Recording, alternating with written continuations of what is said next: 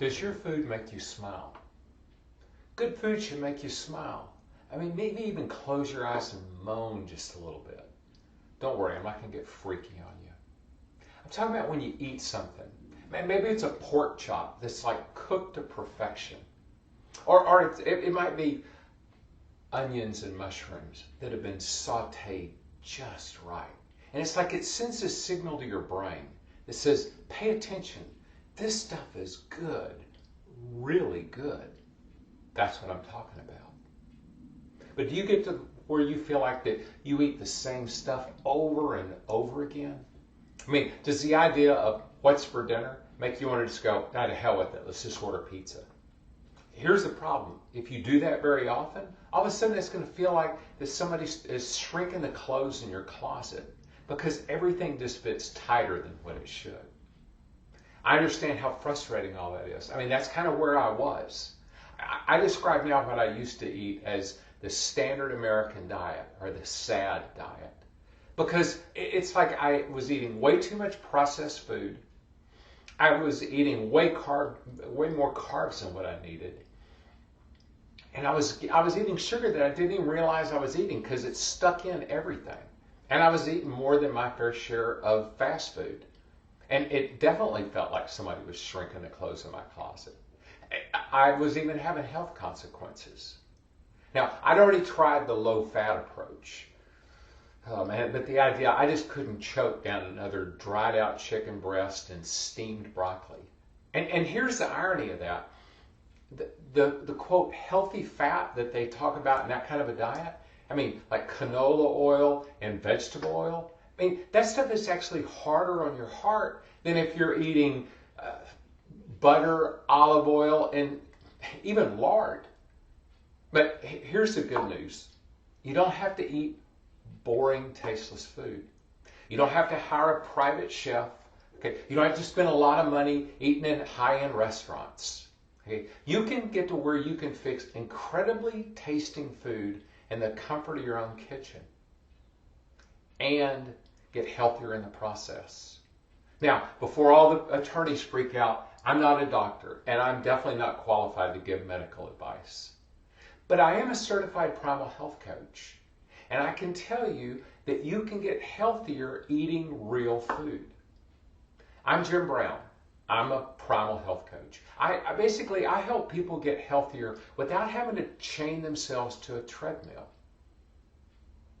One of the things I figured out early on was that the easiest way to start moving the needle on like helping somebody get healthier was to get them away from that SAD diet, kind of that nutritional fluff that a lot of people eat, and get them to start eating real food, okay? And to start fixing that food for themselves.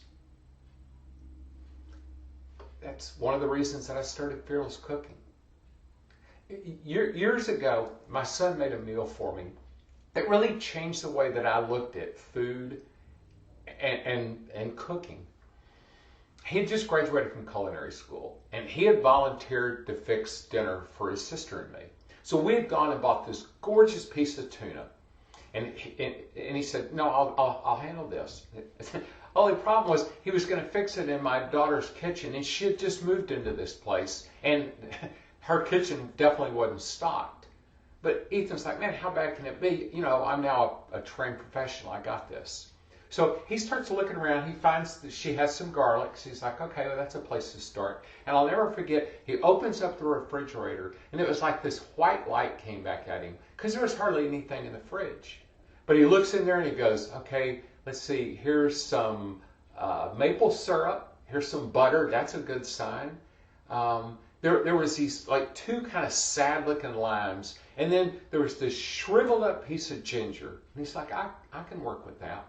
And then he scrounged around and found like two or three packages of soy sauce over in a drawer that I guess she must have gotten with takeout. He's like, okay, I got this. We're like, wow, this should be interesting. Well, he ended up making this soy ginger glaze for the tuna. And it's probably one of the best pieces of tuna that I've ever had. And it was like this light went off, and I was just going, man, I want to learn how to do that. Well, I knew I wasn't going to go to culinary school. But what it did is it got me to start paying more attention to food. to try and figure out, how the different parts fit together, different ways that you could cook stuff. That's what Fearless Cooking is all about.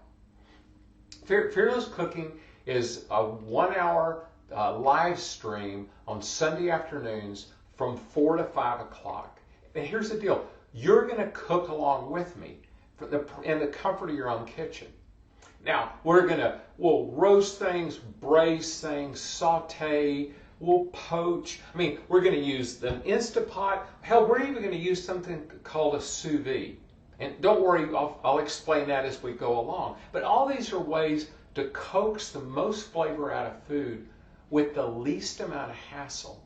Because that's another thing that I figured out was that, if something was complicated, somebody might do it once or twice, but it's certainly not something they're going to make a habit of.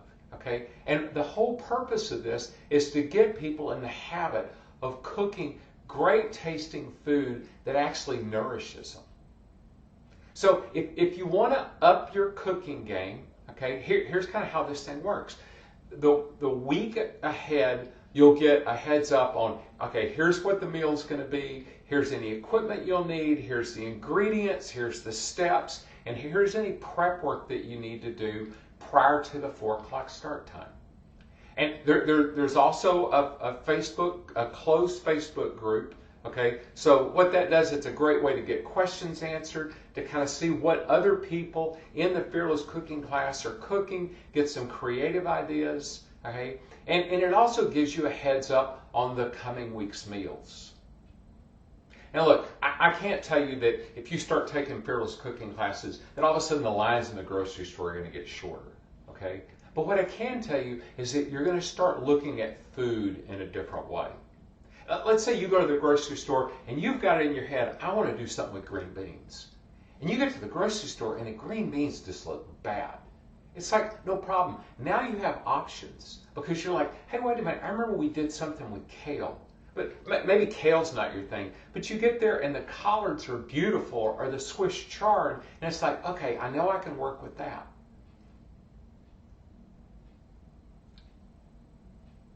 I want you to start looking at food in a different way. I want to help you do that. So if you're interested in learning how to be a better cook and get healthier in the process, join us on Sunday afternoons at 4 o'clock. Now, there is a downside to this, okay? And that is that, if you start eating like this, okay, all of a sudden you're going to start noticing, man, my pants are getting a little looser. And then over a little bit longer time, it's like, wow, they're getting really loose. Well, you've been intending to upgrade part of your wardrobe anyway. Let's get started. Join us on Sundays at 4 o'clock. Thanks a lot.